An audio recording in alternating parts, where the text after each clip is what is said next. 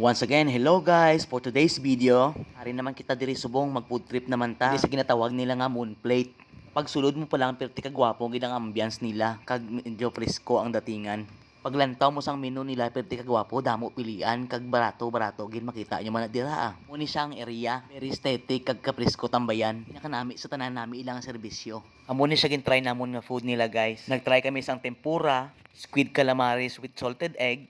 Kag kung gusto mo gali makatipid diri, try mo ang ilang nga combo meal breakfast. Ang ginkuha namon is spam. May partner na siya nga garlic rice gali. May garnish na siya sang pipino kag pinakanami sa tanan miara na siya sang sunny side up egg. Ang kanamit naman sa ilang nga tempura, i-partner mo sa ilang nga sinamakan. Pwede man isawsaw mo sa ilang nga Thousand Island nga sauce. Guwapo kag namit ang combination. Kag lalo nang ilang nga pusit nga sweet calamares.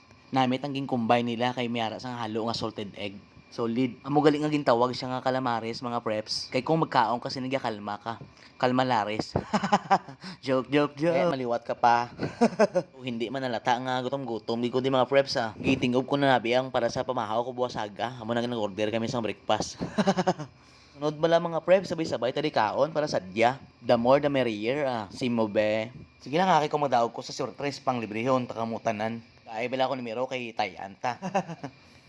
Di kay puno naman ang tiyan kag busog-busog gid. Ari mga dessert naman ta. Wala naman ta may maisig nga pampatunaw sang kaon ta. Ari gin tisingan ko na lang ning ginatawag nila nga do Yakult gyapon ng lasa, pampatunaw lang Nami ni kay ayawan ka ubos ini.